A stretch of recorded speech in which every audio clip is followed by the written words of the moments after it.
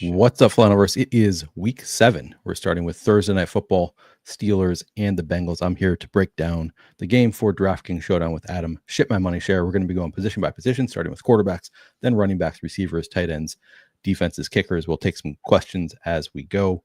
Adam, how you doing today?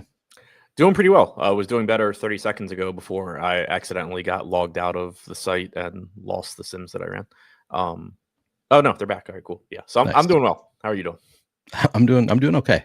Had trouble sleeping last night, so I'm a little bit exhausted again. I felt so good yesterday. I finished all of my written work ahead of time, which I never do that. So I finished all my Thursday Night Football written work on Wednesday. Felt awesome, and then for reasons unknown to me, maybe the temperature is usually the issue for me. Just could not sleep last night, so thought I was gonna have a full night's sleep and just be relaxed all day, and now I'm just super tired. But we're gonna get through it. Fun game here, I think. Potentially, division rivals, old quarterbacks, bad defenses could be a fun one.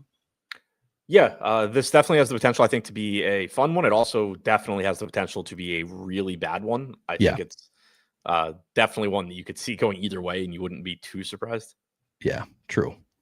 Adam, the one time you did a showdown show that I was not with you, you ran the Sims before starting and used the player exposures tab to look at positions.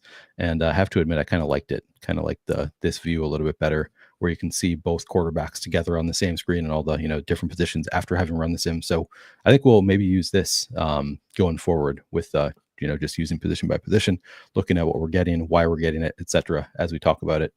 Oh, by the way, if you have not already done so, as you're coming in, please like the video and subscribe to the YouTube channel, trying to get to 6,000 subscribers by the end of the NFL season, and could use your support.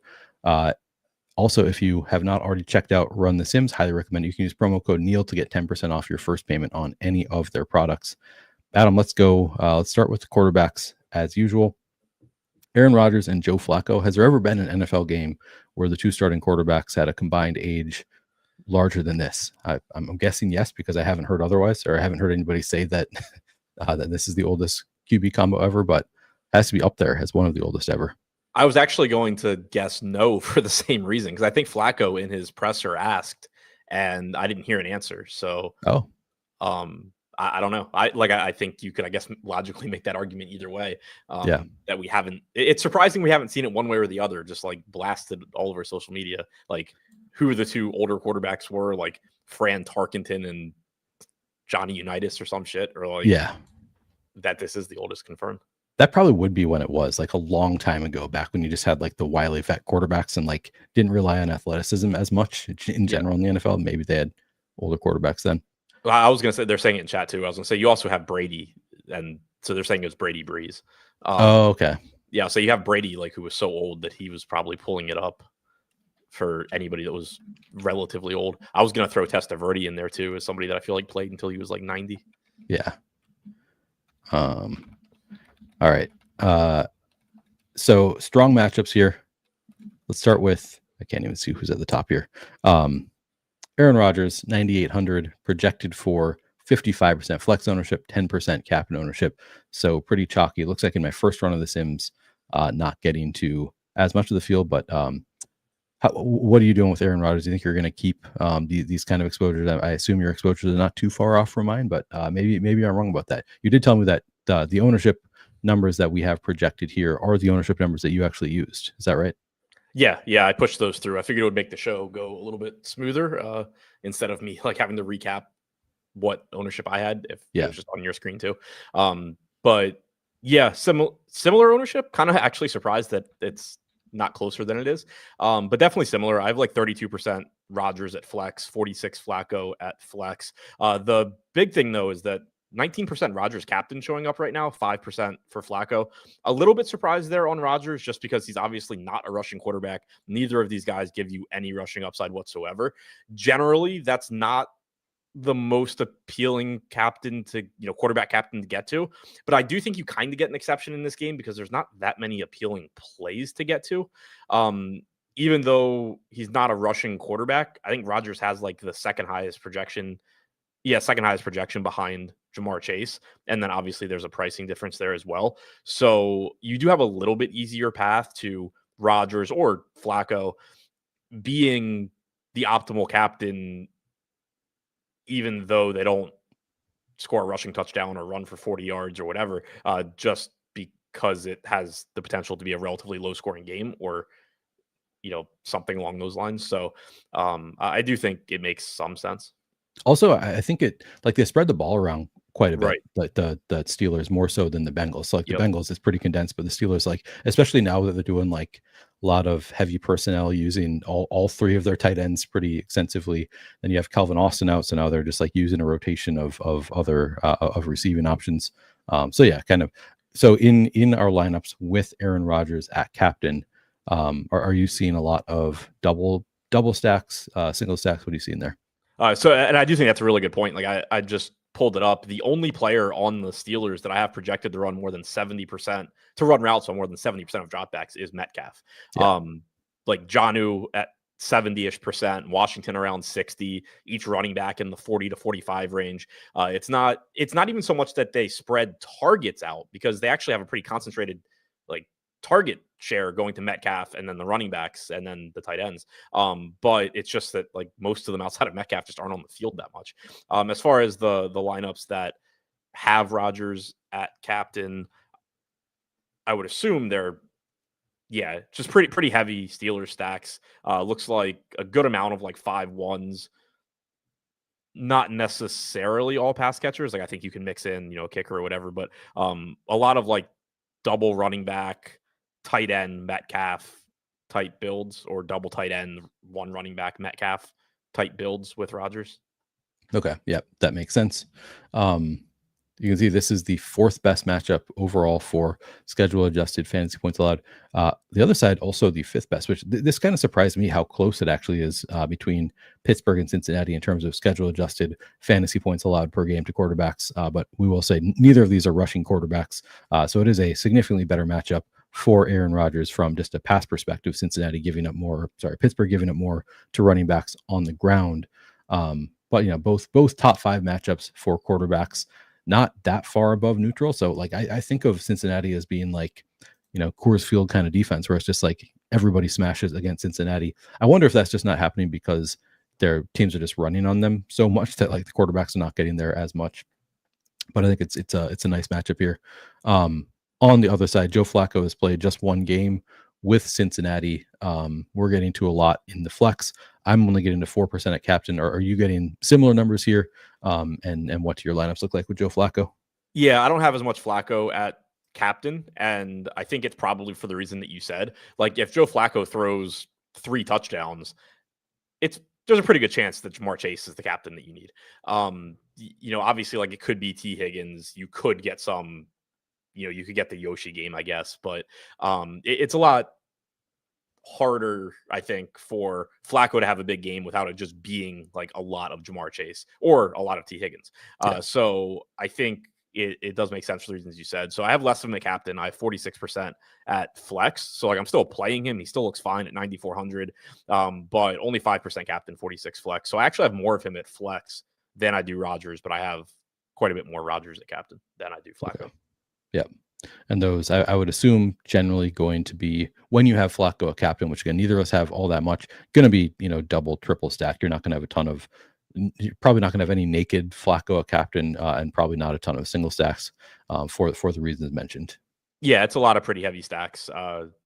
Chase plus P. Ryan, Chase plus Higgins, Fant mixed in quite a bit. Pretty heavy, kind of like 4 or 5 man onslaught type stacks mostly with either of these quarterbacks, which again, I think makes sense just because not having really any rushing equity for these guys means that when they have big games, you do really need it to be spread out. Yeah. Steelers offense ranks 22nd in pass rate over expectation. The Bengals have only played one game with Joe Flacco, but in that game, they were actually 10th in pass rate over expectations. They were throwing quite a bit with Joe Flacco there. All right, let's move on to running backs, which is kind of an interesting. It seems like some moving parts with the running backs, kind of hard to project a little bit. But we can start with the Steelers side. Jaylen Warren just 8,400. Kenneth Gainwell is 6,400, and then you have Caleb Johnson at 2,400. In this first run of the Sims, getting to quite a bit of both Jaylen Warren and Kenneth Gainwell. not as much Gainwell a captain, but getting to 18% Warren a captain. Are you also getting to a lot of both Steelers receiver running backs? Yeah, 18% Warren at captain, 51% at flex, 47% Gainwell at flex, 3% at captain. And I think this is actually a good spot for that. Like, on the one hand, it doesn't feel great when you're seeing two running backs from the same team pop up a lot, because obviously in a lot of situations, even if they both have solid medium projections, when you think about how a single game is going to go, a lot of times it turns into, one of them had a good game, one of them didn't. But the thing that I like about these two is that they're both involved as pass catchers. They both run they both run routes on like 40 to 45% of Aaron Rodgers dropbacks. But also Aaron Rodgers is very, very heavily targeting his running backs. Both of these guys, right around 0.33 targets per route run so far this season. And you're not expecting that to continue necessarily, but I do think it's completely reasonable to project it in like the mid 20s range. And so the fact that like neither of these guys are running, 70% route participation or anything like that, they're relatively low at 40 to 45%.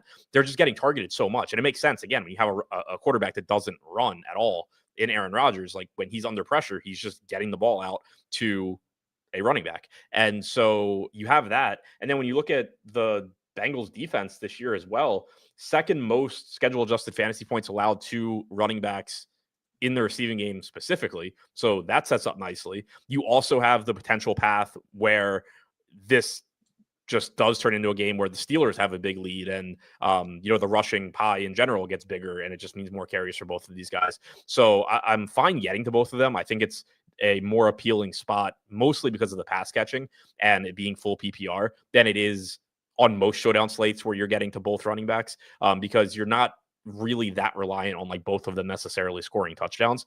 The one negative here, but it is accounted for in that it's being projected. Caleb Johnson did have an actual role last week, and that's really the first time we've seen that this year where all three running backs, where Jalen Warren's been healthy and Caleb Johnson has had a role. So there is the threat of like, we're assuming that you still have a pretty clear, like, Warren is 1, Gainwell is 1B, Caleb Johnson is number 3. Maybe that changes at some point. It's not like Jalen Warren's been super efficient this year or anything like that. So that is the one thing that kind of like could throw a wrench in it, where what if it just turns into like a true 3-man timeshare, which would be really ugly. But assuming that that's not going to be the case based on what we've seen, I think both of those top running backs look really good. Yeah, it's a good point that is at least a threat. The context here for anybody who doesn't know is Jalen Warren missed week 4 with a knee injury against the Vikings, and Kenneth Gainwell like crushed. So there's a lot of talk going into week 6. So they're bye in week 5. There's a lot of talk going into week 6. Like, is Kenneth Gainwell going to go away? Like, he was so good in that game without Jalen Warren, and like Jalen Warren, I don't think has like a really clear stranglehold on the backfield. So it wasn't like a sure thing that he was going to take back his role. I pulled up, this is just week 6 game log here. And like on the one hand, Jalen Warren, 52% of the snaps led from, in that sense, 11 of the 23 running back carries. So he led the running backs there. But ultimately, in terms of expected fantasy points, it was actually Gainwell had more than Warren because he had 6 targets in that game. Now, we didn't actually run that many more routes, so it might have just been kind of fluky that happened to be the game that he got the targets instead of Jalen Warren. But notable, and like Jalen Warren clearly like doesn't have a big stranglehold on the offense, where both Gainwell and Caleb Johnson are pretty involved. So yeah, it's a lot of moving parts, but it's like somebody probably is going to score fantasy points. Like this backfield is going to score fantasy points. It's just a matter of like, how do you divvy those up? Because we've seen Jordan Mason like 2 touchdowns, 100 yards in basically 3 quarters against this defense. Josh Jacobs last week. Dylan Sampson in week 1 had his like only good fantasy game of the season against this defense. Like every single week they give up tons of fantasy points to backfields. And now the Steelers are a run first team. As I mentioned, they're like 22nd or something in pass rate over expectation. They've I'm pretty sure Tomlin has come out and said like, we are a running football team. So I would expect that the running back, and like you said, Aaron Rodgers also targets running backs quite a bit. So the running backs look great. It's just like how do you split them up? And like you said, I think that like playing 2 running backs together is actually a really good angle on this game, where people aren't going to want to do it. They're going to, often we've talked about this, people want to like make the bet on this is going to be the running back this week. He's going to get, the better game script, better workload, but they can both just get there, or two of the three of them, if you want to also include Caleb Johnson as somebody who is viable. Again, I guess we saw kind of a post-buy rookie bump last week for Caleb Johnson, so that could continue. I don't know. Tomlin, like, the coach week has not been super positive on Caleb Johnson in general. It's been like, yeah, we'll see if he gets any work this week, in past weeks, but I think at this point, like, pretty promising for him. So I honestly had not even really considered Caleb Johnson as an option, but I guess at 2,400 we have to at least consider him, because maybe the post buy stuff actually continues.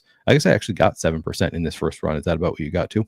Yeah. And there's a lot of volatility here too, like all the reasons you said. But then if you like even dive in a little bit more into last week's game, because like you said, there was so much sort of uncertainty going into the game about how or if Gainwell's role was going to change because of the game he had with Warren out. If you look at rushing market share in that game, it was 39% Warren, 21% Gainwell, 21% Caleb Johnson.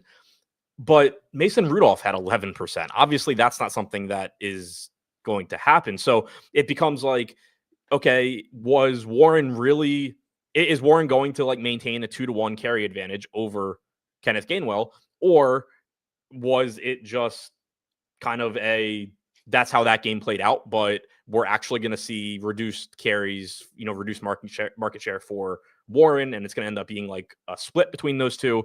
In the fourth quarter, Jaylen Warren didn't get a carry. You had 1 for Gainwell, you had 3 for Caleb Johnson. So you also, is it Caleb Johnson is going to go back to like a 5 to 10% market share instead of 20%, and you're going to get Gainwell and Warren really at the top. Like, I think that is more likely than Gainwell surpassing Warren necessarily. But then the third way is, what if it just plays out the way that it basically did in that game? Like in the first, it's not like Caleb Johnson didn't get any carries in the first 3 quarters. He had 3, Gainwell had 5. I think Warren had 11 or something. So I think like I projected it that way, where you are getting more of that split, like 45 to 48% of the total carries to Warren, like 25 to 30% to Gainwell, 20% ish to Johnson.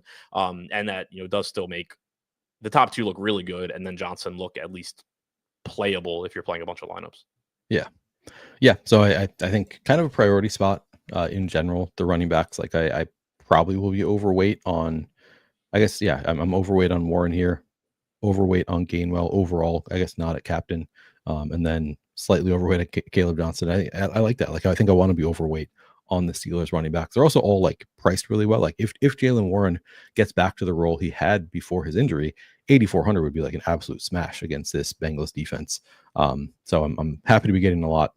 Definitely not going to try to get away from that.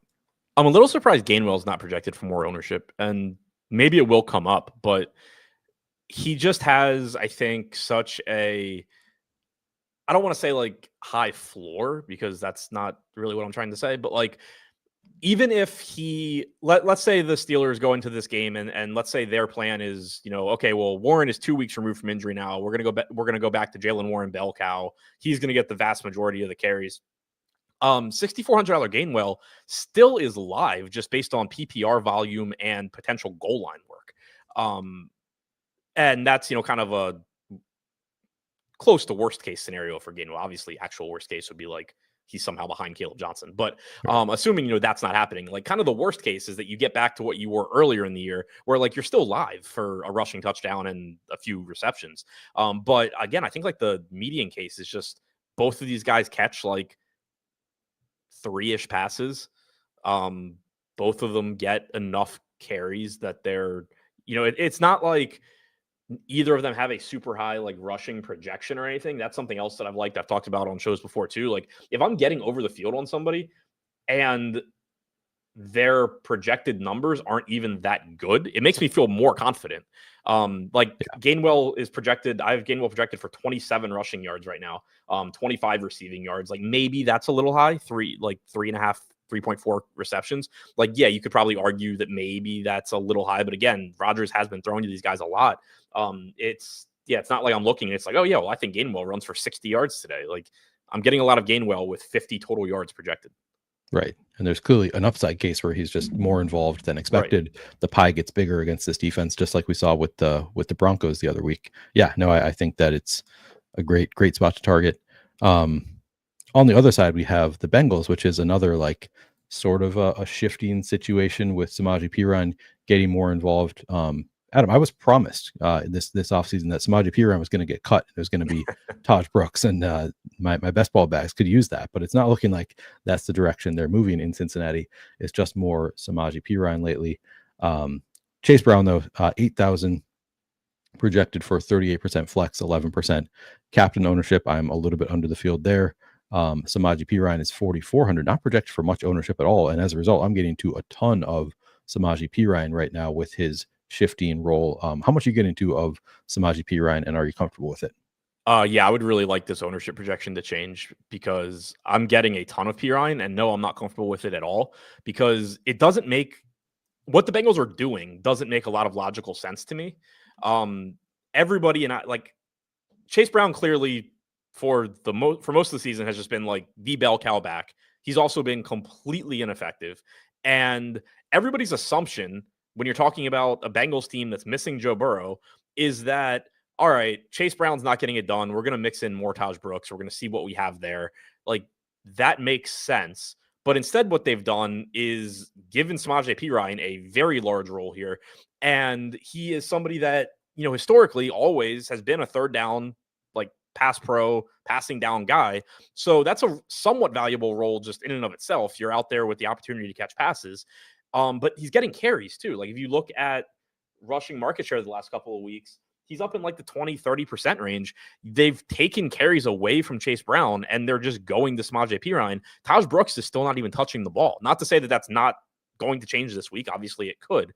It would make sense for it to, but that isn't what we've seen. We've seen like one game this year where Taj Brooks has carried the ball. So really what we've seen from the Bengals for the last 2 to 3 weeks is a two-man backfield where Chase Brown is the lead back, but not the only back like he was for the first like 3 or 4 weeks of the season. And Samaje Perine has a very, very clear role.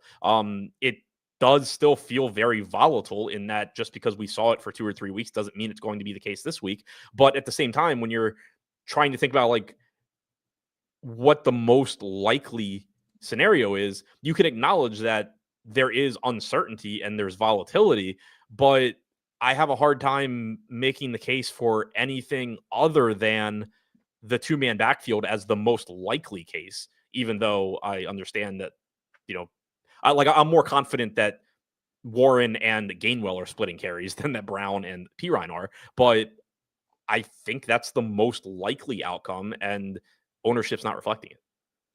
Well, yeah, the coach week this summer, if you remember, it was Chase Brown is going to be a household name. The Bengals coaches were saying like people are going to know this guy's name by the end of the year, and then he's been so bad that this is snap share report. So week by week here, Samaje Perine, you see like was in the 20% range, got up to 30% week 4, and then the past 2 weeks pretty consistently 46.6, 46.8% snaps. If you look at the actual workload for the past 2 weeks, it is Chase Brown 17 carries, 53% of snaps to Samaje Perine 47% of snaps, 10 carries in those 2 games, and then 5 targets for Perine, 10 for Chase Brown, 40% route participation for Perine, 44% for Chase Brown. So like the amount of time they're on the field and the amount of routes they're on is actually closer than what the workload has looked like.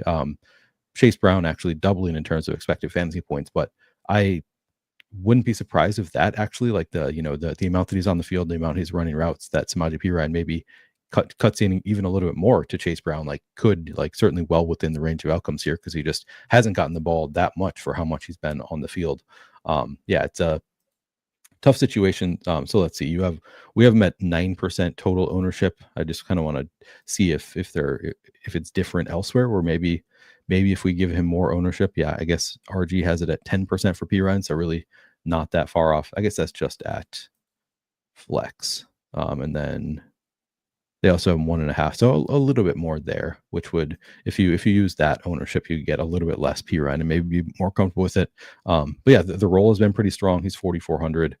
I don't think we have any reason to play Taj Brooks. Like again, he has not been involved at all the past 2 weeks. Is that something? Yeah, I mean, I have him in like a lineup. Okay. If you wanted to play Taj Brooks, I think this is kind of like that perfect example of it being nice to have like run the sims where you can adjust your inputs. I wouldn't do anything like actually project for all your lineups that like Taj Brooks is like relevant. But if you wanted to say, I'm playing 100 lineups, I think there's a 10% chance that this is the week the Bengals give up and say, screw it. Let's see, why are we playing Samaje Perine over Taj Brooks in a meaningless season? What do the best lineups look like if Taj Brooks gets 5 or 6 carries? You can build those, grab your favorite 10, and then build your other 90 lineups in a more sane way that doesn't involve Taj Brooks. Because like he's cheap enough where if the Bengals just change their mind, he's a phenomenal play. Yeah. But you're not going to know until after the fact. I don't think there's any chance that they like give up because they're second in their division right now to the Steelers. They're 2-4. Yeah, they're 2-4. The Steelers are 4-1. So if they win this game, like they're right there with the Steelers, which is bizarre. But I mean, they traded for Joe Flacco. Yeah, like all indications are that they think they can be competitive, and they just want to keep the ship afloat until Joe Burrow comes back, and then anything can happen. So, yeah, I'd be pretty surprised if they do anything. But maybe they just say hey, actually, this Taj Brooks guy is looking really good in practice, and there's that angle too of he's $200 against a great run defense. There's the contingent upside if anybody gets hurt or a blowout. There are a lot of scenarios where Taj Brooks could become involved. He has not. I don't think played a single snap the past 2 weeks. Yeah, and I mean, I think more likely than, this Taj Brooks guy looks good in practice is at some point you just say, holy hell, Chase Brown sucks. This can't be any worse. Right, that's true. And we're not turning Samaje Perine into an every down back. And I will say too that I think the baseline projection I had on Perine probably is a little bit higher than it should be. Probably has, one extra carry or something, has him at 5.5 carries, 23 yards. Probably should be closer to 4. So you're probably talking by lock being a point lower on Perine, but it's still, if he's going to come in at 8-9% owned, I'm going to like him. Yeah, for sure. All right. Anything else on running backs? No. Okay. Let's move on to wide receivers. And again, we can start on the Pittsburgh side. DK Metcalf is 10,400 projected for 34% and 11% ownership. We're getting to more at captain, at least I am in my first run, more captain, less in the flex. Is that the same for you? How much DK Metcalf do you think you want? Yeah, slightly less in the flex, slightly more in the captain, but mostly around the field. And I do think that when I build later, I'll probably get to a little bit more. I increased his projection a little bit right before the show, but then I didn't rerun stuff. He has been, as he's gotten more familiar with Rodgers, you've seen the targets per route run this season jump to 0.24 overall. So I do think he looks very good here. He's clearly the wide receiver 1 on the Steelers. I mentioned it earlier. He's the only guy on the Steelers that I would expect to run more than 70-75% of routes. So obviously looks good. Had some concerns earlier in the year about exactly how he was going to be used because his ADOT dropped a lot. And it was all right, we've always had DK Metcalf on Seattle as this huge big play threat that they'll throw the ball to him down the field, take advantage of his size. If they're not going to do that, is he still, is he going to turn into a 6 yard per reception guy? But he's still 18 yards or something, going off the top of my head, per reception this season. So he's still getting it done, still making big plays. Clearly the number 1 target here. Calvin Austin being out shouldn't do anything to hurt him. So yeah, he obviously looks very good. Yeah, DK Metcalf looks great. Actually, last week we had Calvin Austin out. He 9 targets, so that's more than he's averaging. He's been targeted 31 times, so only 6 targets per game. That seems really low for a lead receiver, just a 22% target share. But as we saw last week, I don't know if this was Calvin Austin being out or just the team being what the hell are we doing? We need to get DK Metcalf the ball. But 9 targets in that game on 87% route participation. Super definitely promising from that perspective. From a schedule adjusted fantasy points allowed perspective, it doesn't actually jump out as much as I would have guessed against Cincinnati, but it's still a top 10 matchup. Looks like 4 receivers against Cincinnati. Looks like a pretty strong play here. Makes sense. I think that we're getting to more of DK Metcalf at captain than in the flex. He jumps out as a pretty strong captain play. But then, so behind DK Metcalf, again, Calvin Austin is out. The Steelers just played a lot more heavy personnel the past, I think, 2 weeks with they're just leaning on their tight ends more, and I'll read off some coach speak on why that is later. But just looking at last week's route participation with Kelvin Austin out, or looking at their usage in terms of routes run, it was DK Metcalf and then Johnny Smith, Darnell Washington, 2 tight ends behind DK in terms of routes run, and then Scotty Miller at 48%, then Pat Fryermuth, then Roman Wilson at 26%, Ben Skowronek at 13%. So the receivers who you might have guessed would get a big bump with Kelvin Austin out, we haven't really seen that recently. And Scotty Miller 0 targets. Roman Wilson did see 5. Skowronek 0. What are we doing with these receivers who I think are not projecting for? Yeah, Scotty Miller just 5% projected ownership. Roman Wilson 4% projected ownership. Ben Skowronek 2%. Looks like I'm not getting into any anyway, even with the lack of ownership here.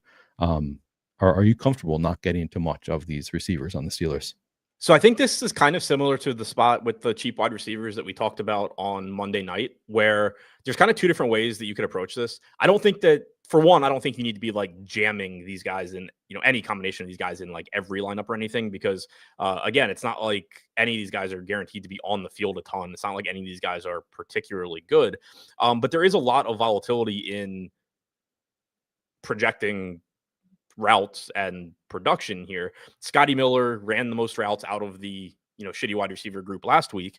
I assume it's going to be the same this week, but it certainly doesn't have to be. You can flip him and Roman Wilson. But if you go back to week 4 before the bye, you only had a 4% route participation for Roman Wilson. You had Scotty Miller at 20%. You had Skowronek at 36%.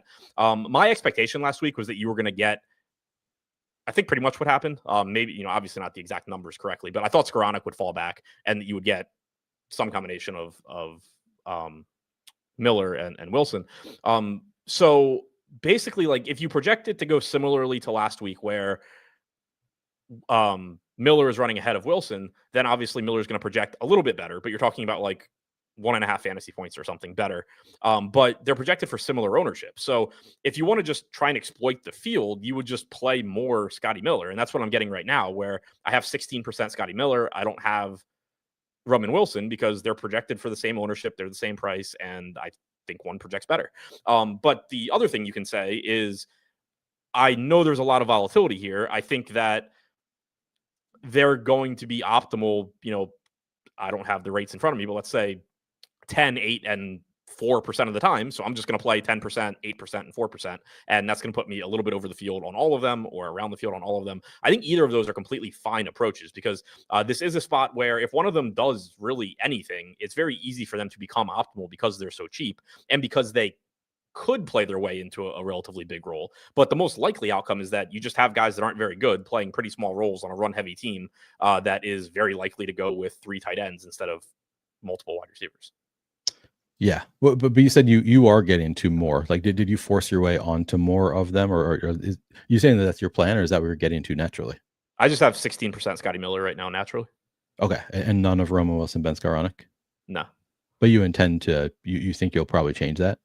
Well, I'm playing small field tonight, so I don't know that I'll get to any of them. Okay. But I don't know that I would change it. I think it really just depends on what strategy you want to take. If you want to. If you're somebody that plays a more exploitative strategy and you're saying, look, I am going to just go with, I think it's likely that Miller is running more routes than these other guys. He's not getting more ownership than them. So I'm just going to play Scotty Miller whenever I play a cheap wide receiver. That's completely reasonable. Or if you want to say, look, I know what happened last week, but I have no idea what the Steelers are going to do this week. That's also a very reasonable stance where you just say, I'm not going to put all of my eggs in the Scotty Miller basket just for Roman Wilson to run 60% of routes. I'm going to just be a little bit above the field on all of them. Either of those, I think, are perfectly fine approaches. It just depends on how you prefer to play and manage risk. Yeah. And I mean, it was Roman Wilson who saw the 5 targets last week. I read that wrong. I was reading air yards maybe. I'll say, how did he get 5 targets? Never mind. He only had 1 target. I was totally reading the wrong column there. So Scotty Miller 0, Roman Wilson 1, Ben Skowronek 0. Okay, that's that makes a lot more sense. I was pretty shocked to see 5 targets on 25.8% route participation. So apologies. Just 1 target for Roman Wilson. As you were talking, I was trying to go into the back end of the model and see like if I needed to just turn Roman Wilson into a good receiver or something. Yeah, no, you do not need to. So yeah, so nobody involved at all last week. I think that my approach is probably going to be just spread it out because I think all of them are like you said, like not super good receivers. None of them like that likely to have a big game, but I think they're approximately, Scotty Miller probably is the most likely to just like have one catch and house it.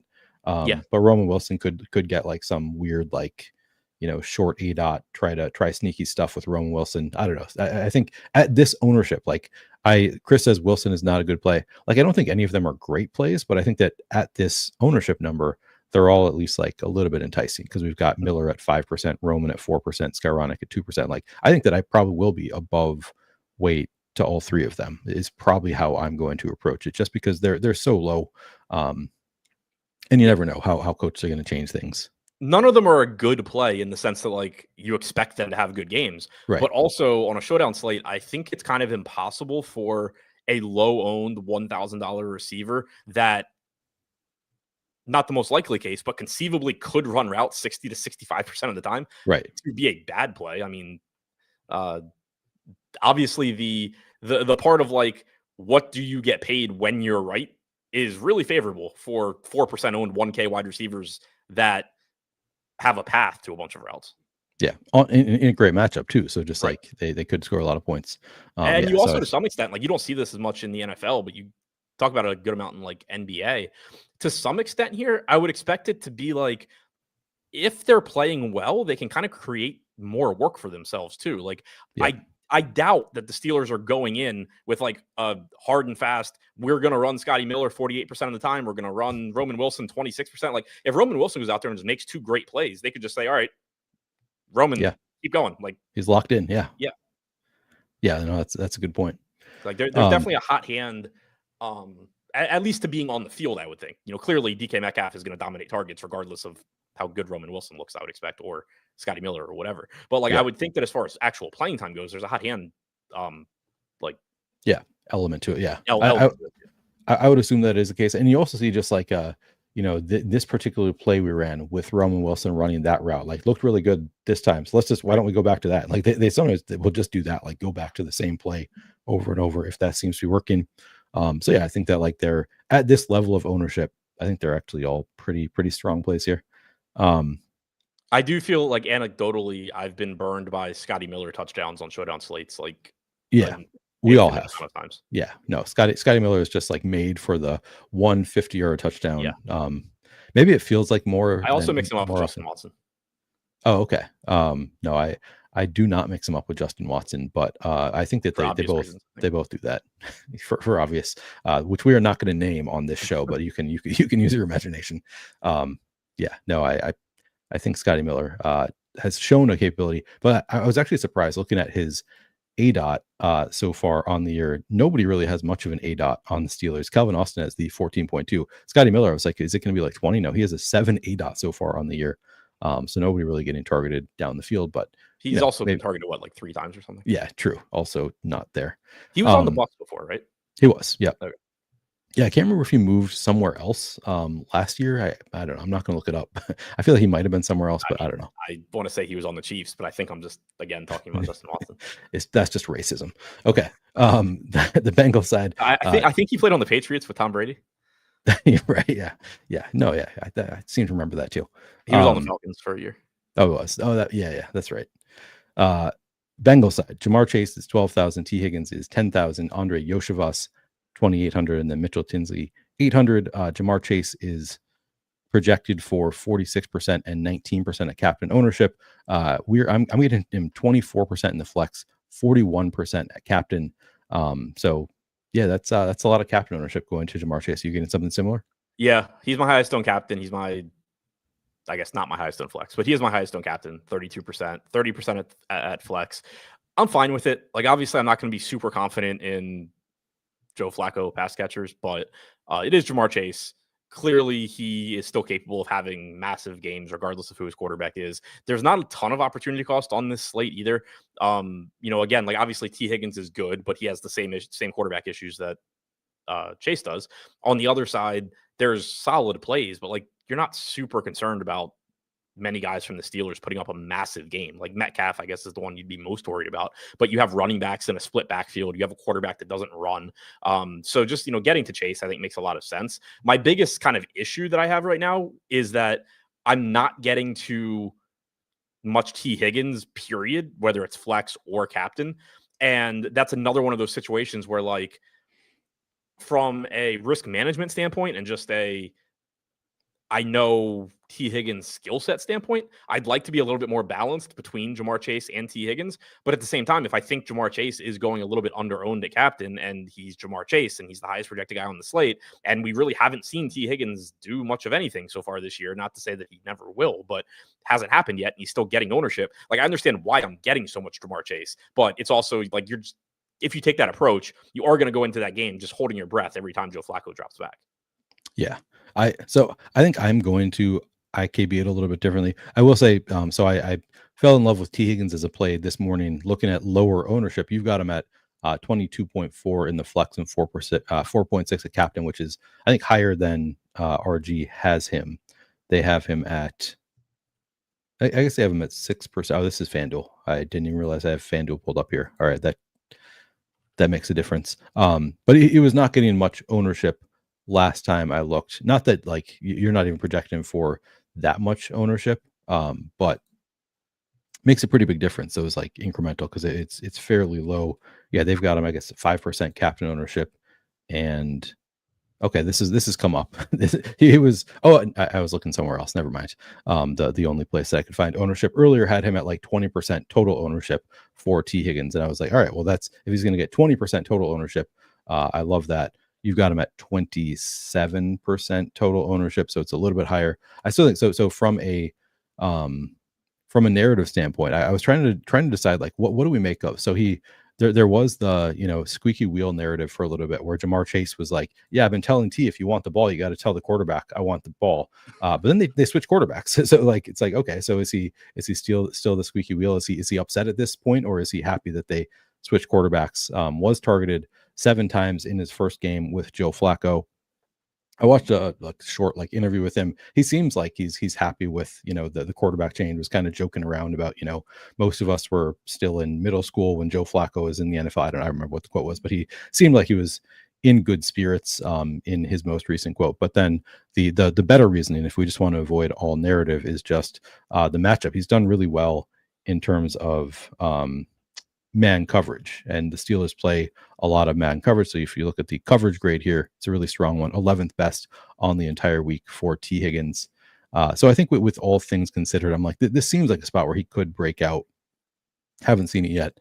I assume that this is maybe to some extent accounted for in projections, but I don't know. Yeah, he's cheaper than Jamar Chase. I think I want to take some shots there. My big concern with stuff like that, with like the man coverage stuff, I mean, obviously you and I have talked about, like, what do defenses do in specific spots? Like, are they really going to go play man against Jamar Chase and T. Higgins? But also, like, in this specific instance, not that Joe Flacco won't force the ball to Chase and Higgins. I think he will. And that was kind of one thing that I didn't like about Browning.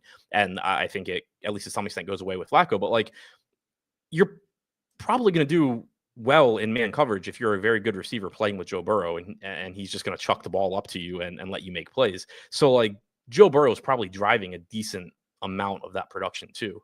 Not that I disagree. Like, obviously T. Higgins in man coverage is going to be good. So is Jamar Chase, you would expect. But yeah, I'm kind of like, obviously I'm interested to see how it plays out. Even last week though, with Flacco there, 0.22 targets per route run, which is like good. It's back to kind of like his baseline expectation. It's up from what he was doing with Browning. 18% target percentage compared to 27% to Chase. I kind of just view Higgins here still as clearly good. We know that, like, T. Higgins can have good games, but also he is still getting ownership, and I think Jamar Chase is still kind of the one going, like, more under-owned. I mean, I think that is. I also think you can just play a lot of both of them, like without giving Jamar Chase 41% of your captain exposure. Maybe you give 7% of that to T. Higgins. Right. You can be significantly overweight on both. So I don't know. I think, yeah, it's also like, regardless of the matchup, like T. Higgins can have the nut matchup and still just like Jamar Chase is such an alpha, like doesn't really matter. They could just go to. So like, it's certainly not a can't fail situation for T. Higgins. So it really comes down to ownership where like, yeah, about 20% total ownership versus 27% is enough that it goes from like a, smash play to me to like a, all right, I still think I'd like it at 27%, but it's not like I need to be significantly overweight. It's more like okay, I probably want to be maybe a little bit overweight at captain with the field at flex kind of a situation if he comes in at these numbers, I think. Yeah. And the 2,000, price savings is nice. All right. So Chase we love. Higgins going to be ownership dependent. I think I really like Higgins also, and I think I want to be significantly overweight at captain, or at least a bit overweight at 5% projected ownership at captain. I probably want honestly like double, like 10% Higgins at captain. I think is probably where I want to be. And then you've got Yoshivas, 2,800 projected for 10% flex, 1% captain. I'm getting to basically exactly that right now. Is it similar for you?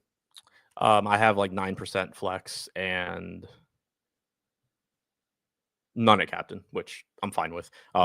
Clearly expecting him to be the third receiver here. He has been running more routes lately. 93% last week, 87, 93. So you basically just had 3 wide receivers for the Bengals. And then now also with Gesicki being out, you do not that they were doing not that they were using a ton of 2 tight end and taking Yoshivas off the field anyway, but the threat of that goes away quite a bit when Gesicki is out and Tanner Hudson, not that he's played a big role this year, but Tanner Hudson also out. So you're down to, Noah Fant, Drew Sample, Cam Grandy. You do just lessen that risk of it being the game where it's like, oh, great, they only played 2 wide receivers and they went, with 12 personnel all the time. Yeah, that's a good note that the tight ends being out actually matters for Andre Yoshivas.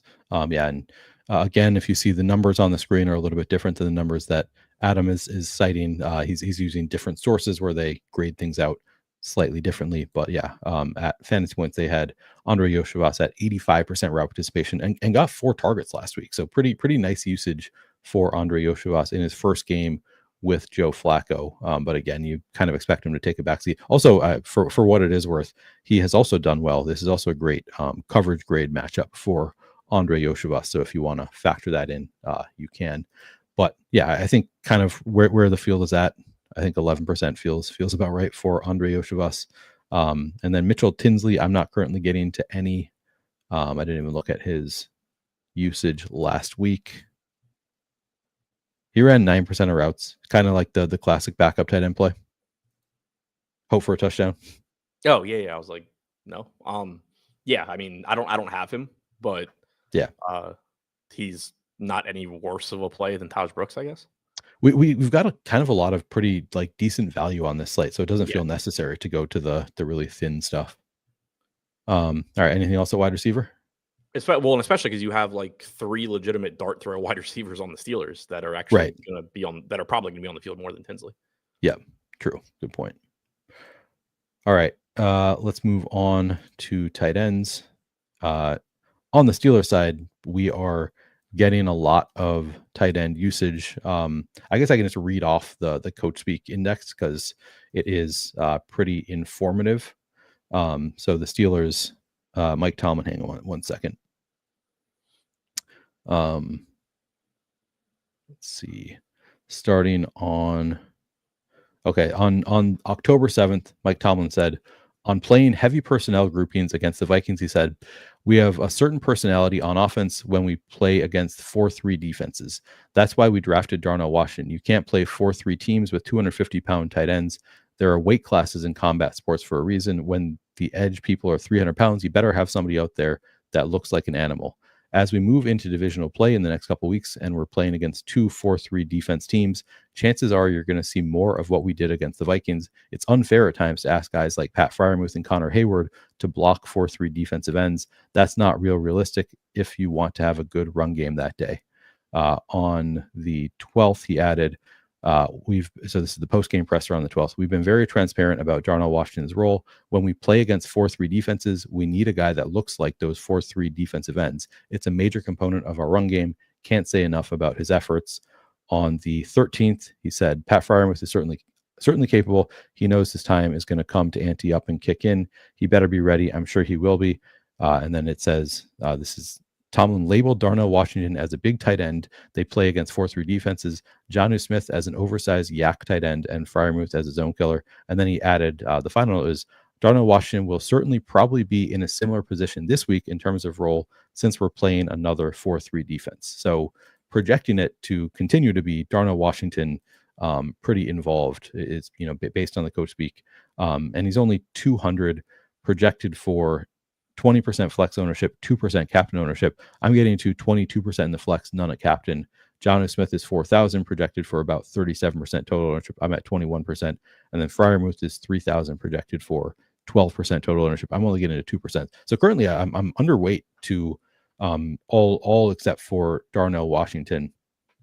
I think the Steelers tight ends look like, pretty good plays here. How much are you getting to of the Steelers tight ends? Is this something that you want to prioritize? Very similar, 23% on Jonnu and on Washington, 3% on Freiermuth. One thing that I will point out with Jonnu is that his yards per reception is down, and ADOT, they're down pretty considerably this year. So again, not to say that like you won't get a big play out of Jonnu, but we haven't seen him really utilized that way. It's been a lot of short passes, and that I think he has like a 5.2 or 6 or something like yards per reception so far this season. So he is somebody where if you are just thinking about opportunities and then like previous years yards per catch for him, you're probably going to overstate his receiving projection. But he is still going to be out there a lot. Obviously he has touchdown equity, and obviously he can just make a big play even on a short pass. So I think he looks good, but I think this is just a spot where the field is there. They are aware. We've seen this for a few weeks now. I do think, to me, the main takeaway from that quote is to remember the next time they don't play a 4-3 defense and take some shots on Pat Freiermuth, because that is almost definitely a spot where the industry in general will not aggressively project Freiermuth to play more than he has for the few previous weeks. But here, if you're just blindly copying what the Steelers have done the last couple of weeks, you're going to project Washington well, you're going to project Smith well. So I think that, you do just see the field pretty much playing it correctly. And then, again, Freiermuth getting some ownership here, probably a little bit more than he should be if you expect him not to be on the field as much, but still have him with a 10% chance of being optimal. I just only have 3% right now at 11 or 12% ownership.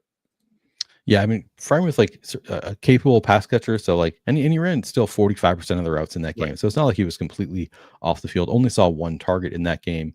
But yeah, Darnell Washington is like the one that stands out. 61% route participation in that game, 5 targets. Sounds like he's on the field more in general, and then he's going to get more opportunities there. Jonnu still 71% route participation, second. So it was Jonnu and Darnell Washington second and third on the team in terms of route participation last week. 4 and 5 targets for them. Freiermuth had only 1 target in the past 2 games combined, so not getting a ton of usage. But like we know that Freiermuth is capable of like just suddenly being involved a lot more. Yeah, so I got burned for knowing ball last week and laddering Jonnu Smith overs just for him to run the second most routes on the team and not even hit his initial over. Brutal. Yeah. I mean, Jonnu, like, yeah. So I think that they're all like fairly strong plays. I think like Darnell Washington, I think I like a little bit better than this. Like I'm right with the field here. But it sounds like you're projecting him to have a similar role to last week. Is that correct? Yeah. And one thing I will mention too with Freiermuth, like I said, I'm not really getting to him much, but if you wanted to make like a bull argument for Freiermuth, even with all of that coach speak, if the main emphasis is that you want Darnell Washington out there for run blocking, if this happened to be a game where the Steelers are playing from behind and not running as much, do they go to Freiermuth more? Do they say like, look, he's still our preferred pass catcher, and we're playing from behind, and we don't really need Darnell Washington to run block because we're not running? I don't know the answer to that. Do they just still stick with Washington or not? But if you were trying to make some sort of bull case for Pat Freiermuth, you could make the argument of snaps don't matter nearly as much as route participation does. And, again, we did see a drop in his route participation as well, but maybe in certain game scripts, you would see them just get him back on the field more. I don't know. Right. Yeah. If they just get into a game script where they really need him. Yeah, it's tough because this is one of those spots where like my instinct is I just want to play like if Darnell Washington is only going to get 22% ownership at 2,000, given his workload and the matchup here, looks so good. Actually, doesn't stand out from a schedule adjusted fantasy points allowed, which kind of surprises me. The matchup. Oh, sorry, no, it is the third best. I just missed it there. So it's a great matchup here in terms of schedule adjusted fantasy points allowed. He's super involved. He's cheap. I mean, super involved, meaning he got 5 targets last week. I think he had one the game prior to that. So, and that wouldn't be surprising at all if Darnell Washington just goes back to not being involved much. So like my instinct is, oh, this seems like a great spot, and that's not high enough ownership. But it sounds like you've already accounted for him, kind of keeping the same role. You've accounted for the matchup, all of that, and still you're just kind of getting right with the field. So this is one where like I'm at risk sometimes of like double counting. Like if you're already counting for all the reasons that I like him are accounted for in the Sims, it's like, yeah, I'm inclined to be like, you know what, I'm just going to move up his target share, but like I probably shouldn't. Like that's one of those, things that you want to like, I'm just going to get to more of the guys that I want. But then you're at risk of double counting some factors when you do that. Yeah, if you were going to adjust Darnell Washington's target share, I would say that it would need to be because you think he's going to get targeted on a per route basis more, because he's projected to run like 65% of routes. Okay. All right. Any other notes on the Steelers tight ends? I mean, we're kind of getting, I guess Freiermuth. I think Freiermuth, you could certainly make a case to play more, but I guess the reason I'm only getting 2% is because you're projecting him for 12% ownership with a not great role, so that makes it tough. Yeah, like I think the case for Freiermuth, aside from what I was just saying about that coach speak, but like the case for Freiermuth is, you take a step back and it's one football game and maybe he catches a touchdown, but the ownership is already there for that. It's not like the field's certainly gotten sharper, but it's not like you're going to get, especially in large field stuff, maybe more so in your smaller field, higher stake stuff, but you're not going to get like in the lotto, 3% owned Freiermuth because everybody knows what type of defense the Bengals are playing and that the Steelers are going to counter with Darnell Washington. Like it's not going to happen. 10% of the field is just going to click Pat Freiermuth. And so you basically already have the field playing what if Pat Freiermuth scores a touchdown game? And so there's not really any like advantage to you also playing that. Whereas there is potentially some advantage to you playing Darnell Washington, Jonnu, other cheap guys. Pulling up the lineups just because I want to see like, or am I getting to much of 2 tight ends from the Steelers? Because I think that is extremely viable. I'm not seeing it a ton at the top of the Sims. There's Jonnu. Yeah, looks like I'm mostly getting just one, which I don't think is like because they negatively correlate. I think it's just like I'm not getting to a ton of them, so I'm not going to get to a ton of them together. But I kind of wonder if that's an angle where that there might be low combinatorial ownership on multiple tight ends together from the Steelers. Not popping in the Sims. Here's one: Darnell Washington with Jonnu Smith. I have 8 out of 150. Okay, that's a fair amount. Yeah, with both of them. All right. Mostly Aaron Rodgers captain. Okay, yeah, that makes sense. On the Bengals side, we have Mike Gesicki out with a pec injury. Noah Fant, 3,600 projected for 17.5% flex ownership, 2% captain ownership. Looks like I am getting slightly more at flex, slightly less at captain of Noah Fant. Drew Sample projected for 4% total ownership. I'm not getting any. Cam Grandy, 1%. I'm getting 1%. So not like getting to a ton of the Bengals here. It is a strong matchup, the best possible matchup in terms of schedule adjusted fantasy points allowed to tight ends. I think last week I was sort of surprised to see that we didn't see more of Noah Fant with the Mike Gesicki injury. Here, let's see this. I guess this is the Snapshare report. Gesicki got hurt really early. Noah Fant still played under 50% of snaps. What are you doing with the Bengals tight ends? Yeah, I think so. Fant, I think you can be relatively confident is going to play a lot, but I am concerned for the same reason you said. Like he still only ran 48% of routes last week, and he is somebody that has dealt with being banged up some this year as well. So there is some chance. And I do think that when I rerun stuff later, projection on Drew Sample will come up a little bit. I think his routes are a little under projected right now. But like my expectation is that it's Noah Fant 1 and then Drew Sample 2. And like when we had Noah Fant out earlier this year, you got 69% route participation for Gesicki. You saw them, when they're both in, generally they run a similar amount of routes. But then when Fant was out, you saw them go very heavily to Gesicki. I assume you're going to get something similar with Fant, and he's going to do something like, run something like 60% of routes, 65% of routes, but we haven't seen it. So there is some chance that you actually get, 45% Fant, 45% Sample, and Fant would still look fine there, but Sample would obviously look better than expected. So I do think that there is, just obviously input volatility here on what they're going to do in terms of route participation, but my best guess is that Fant is 1, Sample is 2. One thing that does stand out, though, from last week is that we did finally see Tanner Hudson run a bunch of routes. He had 35% route participation. Now he's out this week. So I do expect that combined, you see more Fant and Sample this week than you did last week, even, with Gesicki getting hurt in that game. Yeah, it's a good note. Tanner Hudson being out is sneakily important there as well. So yeah, the expectation should be, I think, that we see, my guess is that we see Noah Fant run more than 50% of the routes, and Drew Sample moves up as well. But even with that expectation, not getting to a ton, because Fant, I mean, he's 3,600, so like I think that's a fair price for Fant. I guess I'm a little bit surprised that I'm not getting to more of Fant, Sample, and Grandy, and you're getting similar numbers. Yeah, 22% on Fant. I don't have any Sample right now, but I do think I'll probably end up with a little bit. I did just increase his route participation a bit. His baseline was just a little bit too low and been bumped. And like Sample does, or can at times at least, earn targets too. It's not like, right.